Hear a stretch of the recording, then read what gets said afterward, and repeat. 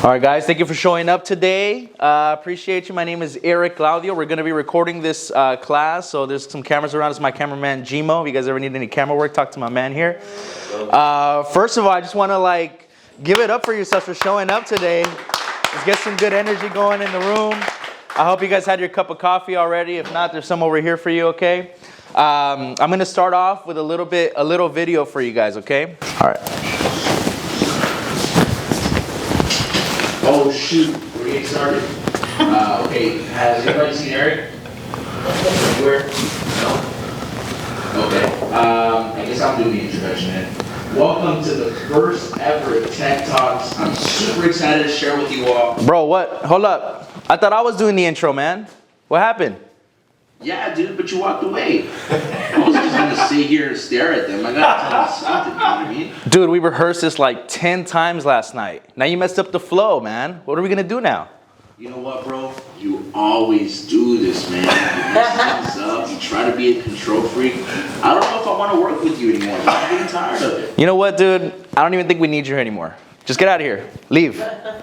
Dude, chill. Leave. Don't do that. Wait, hold up. I don't know what's up with that guy. Let's get him out of here. You know, we can never get it right. We can never get it right. Then he does that. What do you want? I got something to tell you, bro. I got something to tell you. What?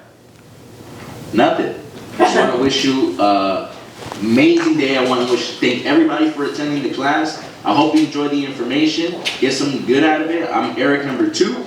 I'll see you guys later. All right. That's my video, guys. Thank you very much. A little bit of creativity, little idea that I had, you know. So, welcome to the First Time Investor event for busy professionals. I wanted to host this event to just guide people who want to do their first investment deal, just talk about real estate investment as a whole, and just educate the community, okay? We're going to start off by introducing myself. My name is Erick Claudio. I also go by Erick Claudio, your favorite realtor. It's pretty cool. I've been using that for years. All of a sudden, people start coming up to me, hey, my favorite realtor. Yes, I am. Okay? So I've been in real estate for 8 years. I started when I was 18 years old. I'm actually a certified investor agent specialist. So what that basically means is that all this is in here. And now I'm putting it out to you guys. Okay? So I work with investors and I'm certified to do it. I've been mentored by some of the best people in the real estate investment game, guys. All right, you guys might be looking at me like, who's this young guy? Don't worry about it. I've been taught by some of the best. All right, we're going to go over that in a second. I have a lot of digital marketing experience. Why is that important? Why is that relevant? And that's because when you guys want to market properties, when you guys want to find deals and make sure you get top dollar for your investment, we got to market that online, and I'm really good at doing that, okay? I'm an immigrant. I came to the U.S. when I was 1 year old, and I'm a DACA recipient, if you guys know what that is, okay? I'm a family man. I got principles and morals, just like you guys. Everything that I earn goes back into my home. I've been 10 years with my fiance, gorgeous girl in the back right there, and I have a 7-year-old son. She doesn't like being called out, but I'm going to do it anyway, okay? So I'm going to start off by just introducing where I got my knowledge from, guys, and starting off with this little quote, "True leaders create more leaders." So by one of the rappers that I like, it stuck with me.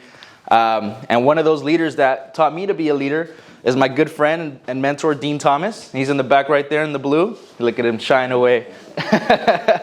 So my friend Dean, he's been in the real estate game for 40 years. I've been working with him directly for the past 6 years before I moved here to KW. I still work with him directly. He owns a real estate company, mortgage company, development company. So he's the go-to guy. He's developed over 100 homes here in the Beach City, South Bay area. I could drive you guys around and show you all the homes he's built that he's shown me.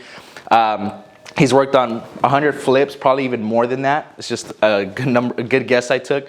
And he's represented dozens and dozens of investors on even more investments, even more flips, even more deals that I've seen him do. And one of the things, he tells me a lot of things, right? My friend Dean, I love this man. But here's some of the things that stuck with me. He said, be more than a realtor.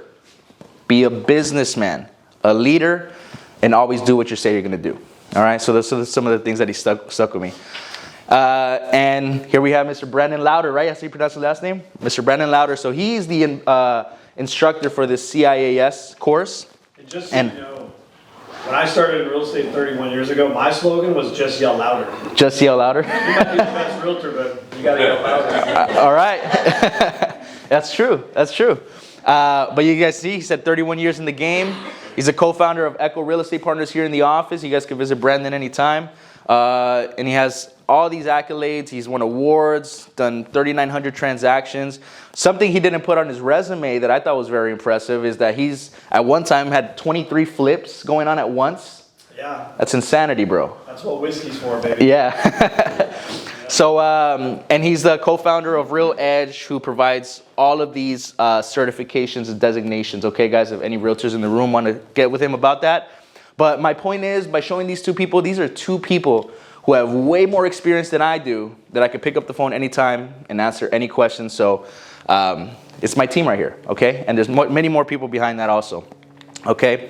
So I want to start off by just, remember, this is a class for first-time investors, right? And we want to, first of all, decide where do we want to put our money, okay? Somebody has $100,000. You have options, right? Do I put it in a savings account? All these other options. I want to show you guys how real estate is the best one. Okay, so I'm not a financial advisor. I just popped out some information from Google.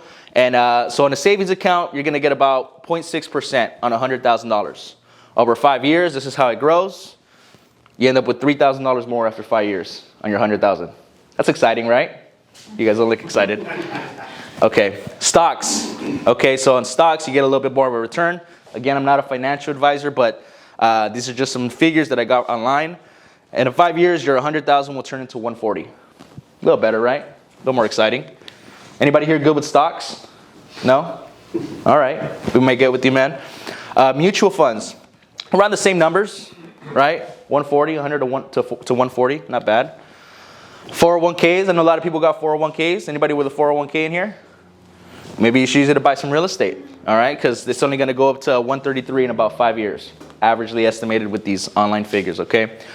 A CD, 102,000 in 5 years, right? Growing at about 0.5% every year.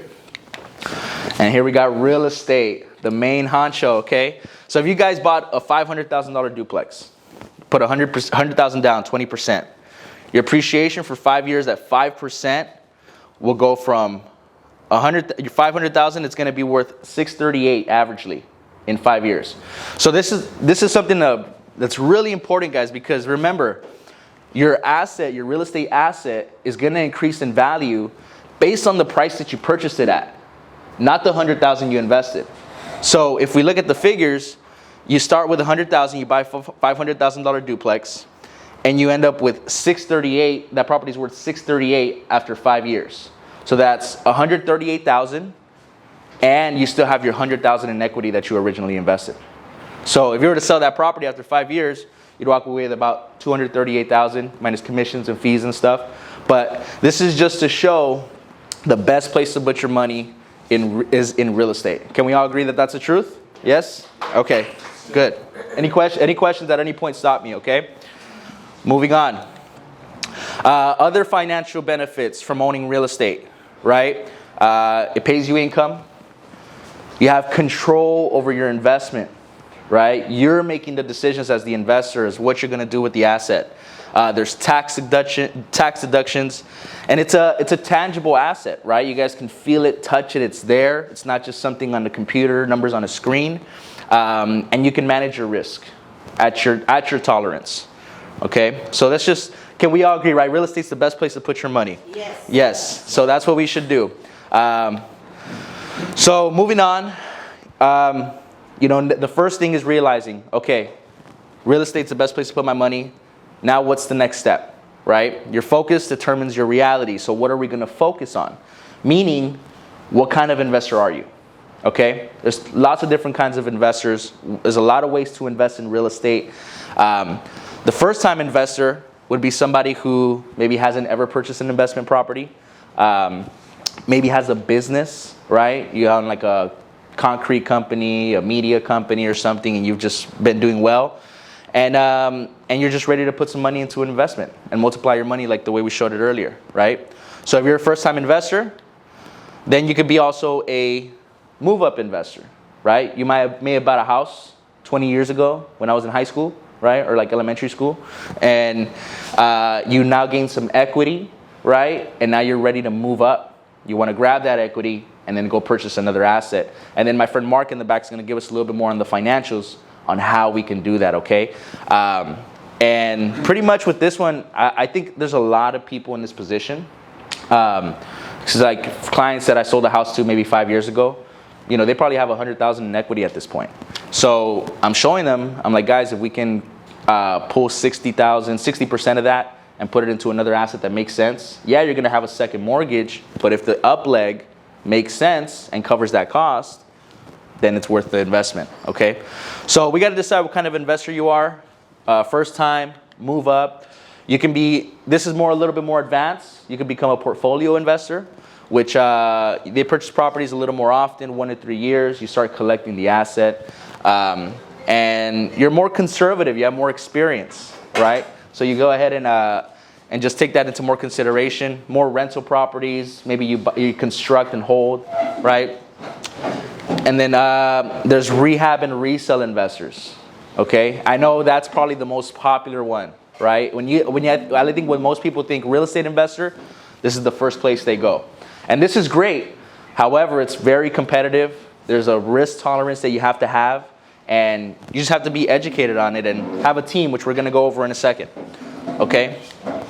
And then there's the developer investors, right? Kind of like my friend Dean that I told you guys about, that he's built 100 properties. That's big boy stuff. You got to have a high risk tolerance. You got to be able to handle everything that comes along with that. Dean, like, what's the most like houses you were building at once? 10. Yeah. So think about all those outgoing checks, all those people on those job sites, and all those decisions that you have to make, right? So this is like high level stuff, and we can help you do that, right? We have the team to help you do that, but you just have to decide what kind of investor you are. After going through this, does anybody here want to share maybe what kind of investor they want to be or what kind of category they fall into? What do you think, Lloyd? Portfolio investor. Portfolio? That's kind of where you guide yourself towards? Yeah. Okay. What about you, Ali? The move-up investor. Okay. Just starting with, if it's something smaller, ideally though, it'd be something where I don't have to keep changing them. Maybe just the first time investment to keep that property if something I like myself or something to appreciate. Right. That's more of something. Gotcha. So you're thinking more in the long-term gain. Yeah. Gotcha. And you know, I think that's a little bit more manageable for people. You know, once you maybe collect 2-3 properties and you have more equity to build, maybe you've gained more experience, you have more connections, then maybe you run into your first flip, you know? So anybody else here want to share maybe what kind of, where that kind of led your mind? Caesar, what do you think, bro? Why don't you redeem that? You know, I was going to make a comment here. Yeah. When people ask me, like, what's the best investment, first real estate investment? Yeah. I ask them if they own their own home yet. Uh-huh. And if they say no, that's their first investment. Right. Right? Exactly. Own something. What about you, Brandon? What do you think? What do you think's a good starting point for people based on these categories?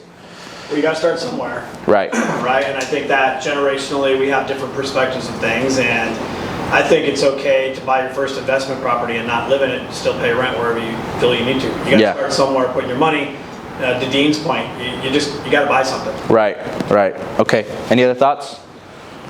Mark? Yeah, second and third that I always talk to clients about this. If you don't have a property, you know, the tax code in America is set up for people who own property and people who own businesses. Not everybody wants to own their own business, but everybody can be a property owner. Right. So if you can make a goal to, you know, stop making monthly rent donations as soon as possible, it always helps. Right. And I think a lot of people have a hard time accepting that, you know, it's going to cost you more. It's going to cost you more to make that move. But in the long term, we also understand that it's worth it, you know? So good stuff, guys. Eventually, we'll put you here. Eventually, I'm not here yet either. I'm going to get it to this point 1, too. You guys are going to see. Okay? So moving on. No matter which of these categories you fall into, you need a team. Who here thinks they can buy, flip a house, and go through all that by themselves? Okay, good. I'm glad nobody raised their hand. All right? So teamwork makes the dream work, right? It's another rapper that I like. We got good rappers with good quotes, all right? So me and Gmo are always saying that. Shout out Gmo over there. We're always like working on stuff. Teamwork makes the dream work, bro. Okay? So we got to build your investment team. Okay? First one, right? Realtor partner. I wonder where you can find a good realtor partner to work with for these investments. I wonder, right? There's some cards right here. Maybe those are good. So, loan officer, you need financing, right? Are you going to use $1 million? You have $1 million to buy the property and rehab it and everything? No, what if we leverage that $1 million into maybe 2-3 projects? Okay? And that's what Mark's going to go over with us in a bit. You need a good contractor, right? You know, that's a hard one because there's a reputation out there of contractors, you know, but maybe you create a relationship with somebody. You give them a few projects. You negotiate prices with them, someone you can trust. Brandon, what are like some good examples and bad examples of contractors that you work with? You know, what should people look out for? I don't know. I think it's just a matter of asking the right questions. I don't, you know, I would guess Dean would agree with the fact that most contractors never turn down work. So it's really making sure that they know what they have on their plate.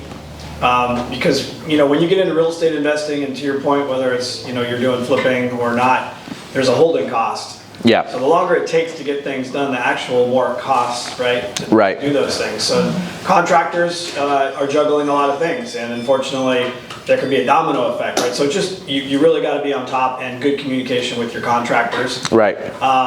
And you know, I think in our area where disclosure and transparency is becoming important, you should probably be licensed and carry some insurance. Right. Okay. Dean, what do you think?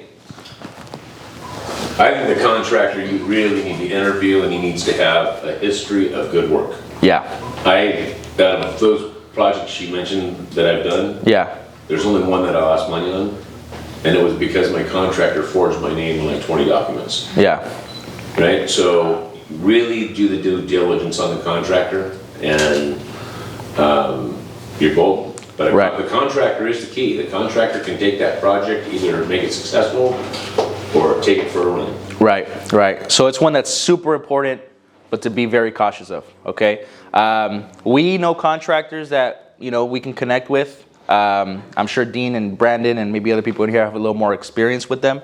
But, you know, it's just, I think it's more about creating the relationship, and over time, like I see how these guys work with these contractors, and there's just that good relationship. They know they're doing what they're supposed to do, and what you're doing what you're supposed to do. And that's how teamwork makes the dream work, right? You need a good handyman, right, all around, for pretty much, even as a realtor with just clients now, you know, they always need a good referral and a good handyman. We got those too. A good cleaning service, of course, a landscaper, there's the roofing contractor, right? The house is now all beautiful and built, right? It's all gorgeous.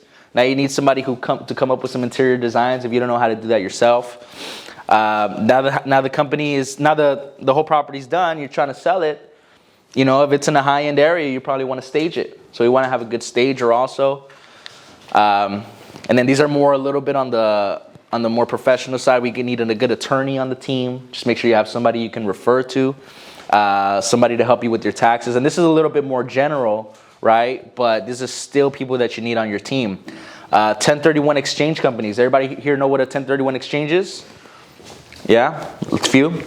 So in summary, a 1031 exchange is when you sell your investment property and your net proceeds, rather than taking the hit on the capital gains, you defer it into another asset, okay, another property.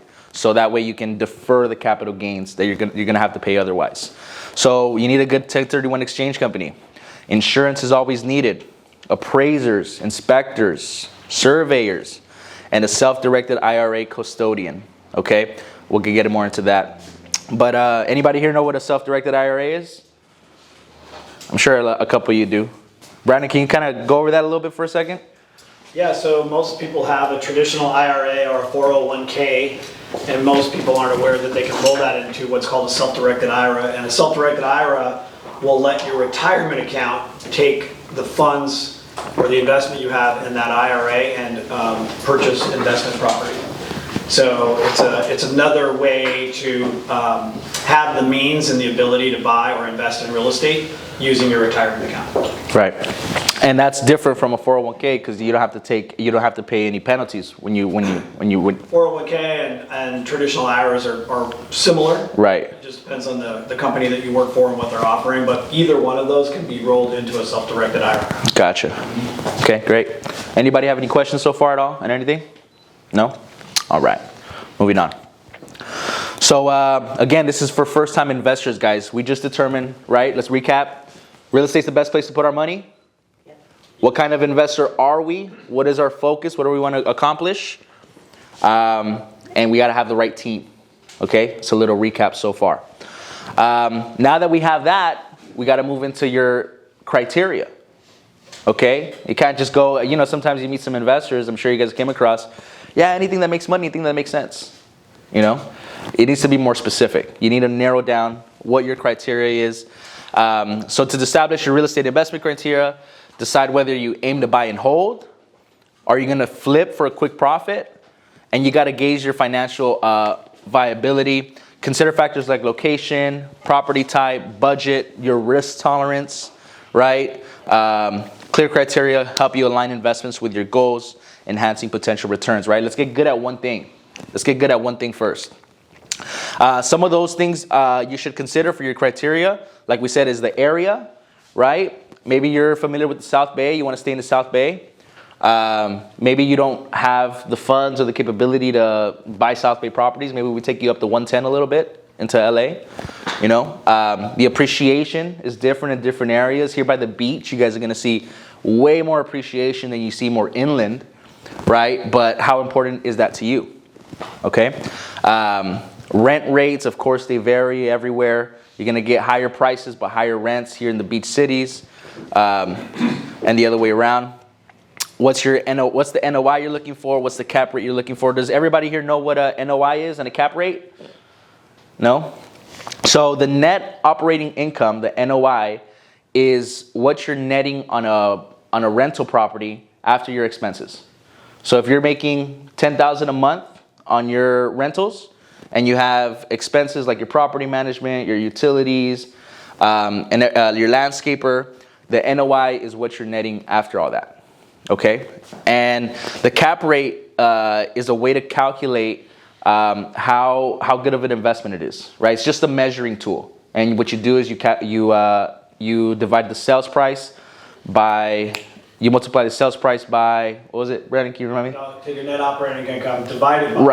Right. You get your NOI, you divide it by the sales price, and then you get your cap rate, right? So you want to see a good cap rate. What price per square foot are you looking for? That's important because that's important on your acquisition and on your rehab, right? When you ask people how much does it cost you to rehab a property, right? Everybody has a different price because they all go to different sources. So you want to make sure you have your price per square foot down. What kind of condition are you willing to deal with? Okay, a lot of people like the, what do they call it? Just cosmetic stuff, carpet, paint, right? What are you willing to deal with? Your cash on cash return, what your ROI is, and your property taxes. So we got to determine your criteria. Exactly what are you looking for? And then that way we can make sure we get you to the successful investment you're looking for. So now we're going to go through some examples. Does anybody have any questions so far? No? Okay. So I like this quote: be so good at thinking outside the box that you realize there's no box to begin with. You need to think outside of the box to be able to locate and identify these opportunities. All right? You guys are going to see some pretty interesting stuff right now. The first example is this property here in Redondo Beach. So it's a 3-bed, 2-bath home. It was about 1,300 square feet. It came about and it was able to be purchased by the investor for $1 million. Okay? And they put 20% down. That's $200,000. It was $60,000 to rehab the property, about $15,000 in carrying costs. That's the monthly payment on the loan. You have commissions. You have commissions and closing costs. It's about $75,000. So about $150,000 in expenses. Okay. The resale was $1,375,000. So remember, we bought it for $1 million. It was $150,000 to do all the work and everything that needed to be done, and your net proceeds are $225 in 4 months. Who wants to make $225 in 4 months? I hope everybody's hand went up. Okay, so this is an example of the opportunities out there. Okay, you guys remember the numbers in the beginning of how much your money grows, right? We only went over appreciation on the real estate example, but look at this. 81.82 increase of your money in 4 months. Okay, that's what we want to be doing. That's where we want to be. Another example. This one's very, very creative, outside the box thinking. So there was a office condo here in Torrance. It was a 4,300 square foot office condo with multiple APNs, right? And it had 3 separate entrances. So there wasn't much of a market for a 4,300 square foot office in that area, right? That's a big space. So it was acquired for $1.2 million with 20% down. That's $240,000, and this is what it looked like. So as you guys can see, this was the big space. It had all these APNs in there, right? Already set up that way. So the investor got creative and said, well, what if we just add some walls and we made it into 3 spaces rather than one big one and sell them off individually? No tenant improvements. They just added walls because the division was already there. So as you guys can see, this is how it ended up. So it already had 3 entrances. So there was the entrance here, an entrance here, and then an entrance on this side. So they acquired it for $1.2 million as a big space, divided it into 3, and then put it back on the market. So what did that look like? The subdivision adding those walls cost about $200,000. The carrying cost was about $42,000. This one took a little bit longer to sell. It was a commercial property, right? And then there's your closing cost and commission, $113,000. You guys are gonna like this one. $355,000 total in expenses. So check that out. It resold averagely around $700,000 a unit. Okay, so it ended up being about 2.59 on the resale. Acquisition was $1 million, $355,000 on the cost, $500,000 in the proceeds in about 7 months. Who wants to make $500,000 in 7 months on one property like this? I hope everybody raises their hand, right? So this is what I mean with outside the box thinking. How long was this property on the market for, Dean, before you guys picked it up?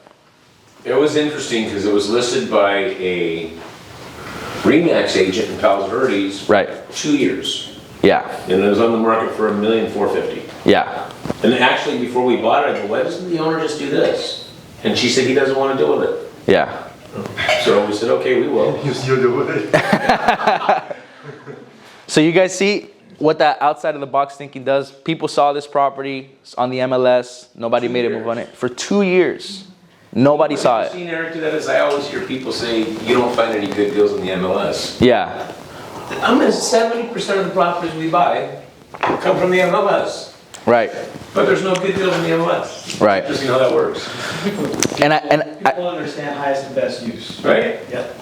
And I think it all ties back, right, to what's your risk tolerance? What kind of investor are you? What are your goals, right? And all those decisions that we went over in the beginning are going to determine what you're able to purchase and the eye you have when you're exploring the market and trying to find opportunities. Okay? So good stuff on this one. Let's do it again, Dean. Here's a couple other examples I found. These are properties that are on the market right now. Okay, this is that was more on the fix and flip kind of resale side. This is more on the buy and hold side. So there's a 4-unit property right now for sale in Gardena. It's 2-bed, 1-bath, 2-bed, 1-bath, 1-car garage each unit. It's listed at $1.3 million. Okay, if you put 25% down, that's about $325,000. Estimated mortgage, I'm using a rate like if you're gonna live in it. Okay, this is more like for a buyer that's gonna wanna live in the property. At a 6.5 rate, your monthly payment's gonna be around $7,500. With the current income it has, not kicking anybody out, you're at about $4,400, and you got the 1 vacant unit you can live into. So it's gonna end up costing you about $3,100 a month to live in a 2-bed, 1-bath with a 1-car garage. Can we all agree that maybe a 2-bed, 1-bath in Gardena is around $2,200 a month, right? So $800 more a month and you own the property. Is that worth it? Available now, you said? That's available now. Hey. So this. My daughter's looking for a place. Yeah. So, you know, if you're willing to live in one of these units, get the best interest rate possible, right? You could be at $3,100 a month and you own the property, and then you could raise rents over time, increase the value, right? And then going back to my example from earlier, if this place increases in value 5% a year, right? It's at $1.3 million. I'm gonna go through my calculator real quick.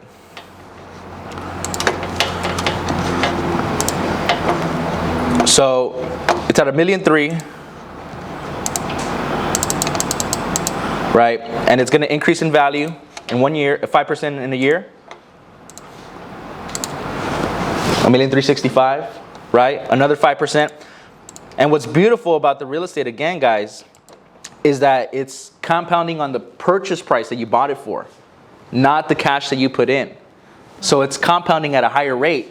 So in 2 years, right, it's going to be worth $133,000 more, and you still have your $100,000 invested.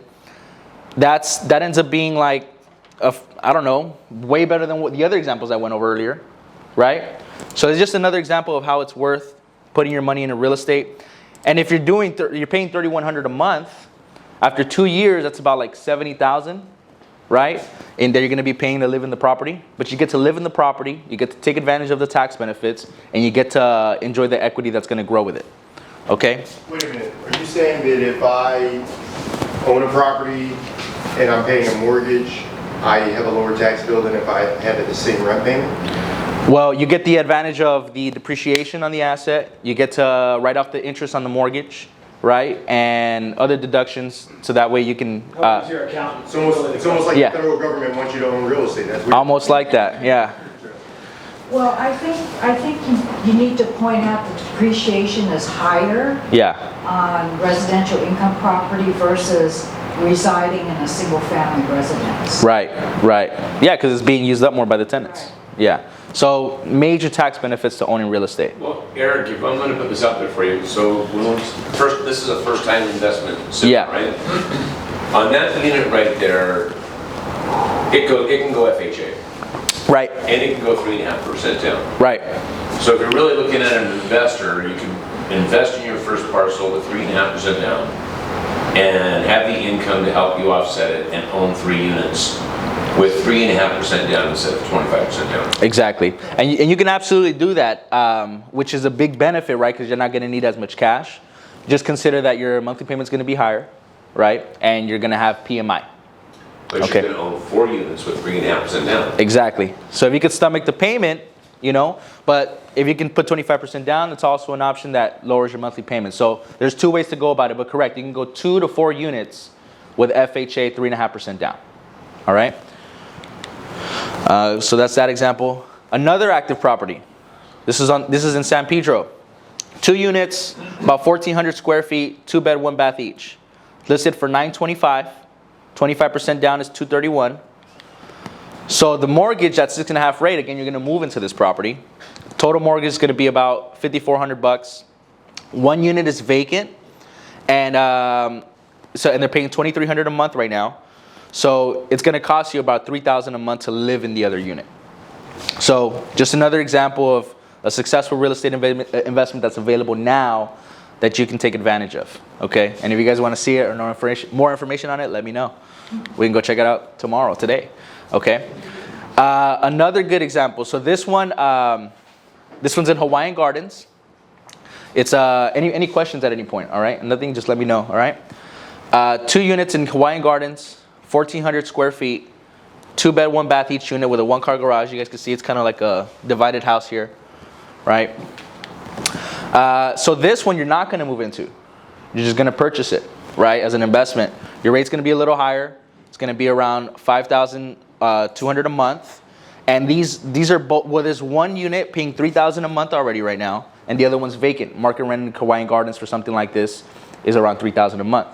So you could collect about $6,000 a month in income, and after paying your mortgage, you're going to have about $800 left over in profit every month, right? So I know maybe somebody may think $800 a month, right? But remember, it's appreciating in value. Your money's better off there than in the bank, okay? So just something to keep in mind, another opportunity that's available out there right now. So remember, guys, recap. There's the fix and flip projects on a single family home. You can get creative on commercial projects. You can buy and hold to live in yourself, right? Buy and hold to as an investment alone. So, and it all ties back to your risk tolerance. How much money do you want to put in? What kind of investor are you, right? So you guys see the steps, how it brings you here. Now this is one of the big boy projects. This is a property that's being built right now in Manhattan Beach.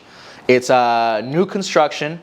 It's going to be a 5-bed. Well, it's pretty much almost, it's framed already. So it is a 5-bed, 6.5 bath, luxury home with 3-car garage.